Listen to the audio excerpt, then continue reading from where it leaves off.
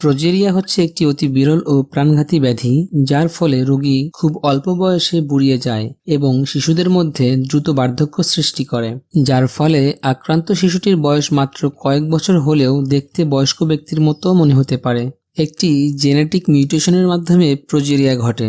বর্তমানে এর কোনো প্রতিকার নেই, তবে আপনার বেশি ভয় পাবার দরকার নেই। একটি খবর হতে দেখলাম 2012 সালে এই রোগের একটি ওষুধ আবিষ্কার হয়েছে যেটি প্রোজেরিয়ার আক্রান্ত শিশুদের কিছুটা উপশম দেয়, এবং 2018 সালে আমেরিকান মেডিকেল অ্যাসোসিয়েশনের একটি জার্নালে বলা হয়েছে ওই ঔষধটি প্রোজেরিয়ায় আক্রান্ত শিশুদের আয়ু বাড়াতে সহায়তা করে। এই রোগটিকে হাচিন্স-গিলফোর্ড প্রোজেরিয়া সিনড্রোমও বলা হয়। প্রোজেরিয়া শব্দটি এসেছে গ্রিক শব্দ প্রোজেরাস থেকে, যার অর্থ অপ্রাপ্ত বয়স্ক ব্যক্তি। এই রোগটির প্রাথমিক লক্ষণগুলো হলো দেহের চর্বি কমে যাওয়া, চুল পড়ে যাওয়া, চামড়ায় পরিবর্তন, জয়েন্ট বা হাড়ের সংযোগ স্থল শক্ত হয়ে যাওয়া, যার ফলে নড়াচড়া করতে অসুবিধা হওয়া ইত্যাদির পাশাপাশি শরীরের কোষের এক ধরনের পরিবর্তন দেখা দেয়। আর এই পরিবর্তনের কারণেই এই রোগটি হয়ে থাকে। এতে দেহের কোষগুলো দ্রুত বৃদ্ধি পেতে থাকে এবং বয়স বৃদ্ধির প্রক্রিয়াটি দ্রুত হতে থাকে।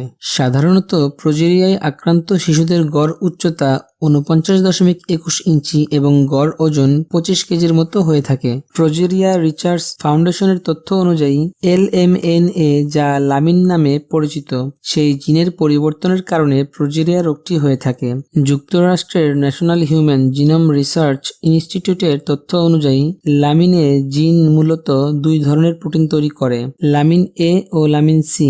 এই লামিন এ জিন যদি অস্বাভাবিক ধরনের লামিন এ প্রোটিন তৈরি করে, তাহলে সেটি কোষের নিউক্লিয়াসের পর্দাকে অস্থিতিশীল করে তোলে, যার কারণে প্রোজেরিয়া দেখা দেয়। অস্বাভাবিক লামিন এ প্রোটিন যার কারণে প্রোজেরিয়া হয় তাকে বলা হয় প্রোজেরিন। গবেষকরা বিশ্বাস করেন যে ত্রুটিযুক্ত লামিন এ প্রোটিন নিউক্লিয়াসকে অস্থির করে তোলে।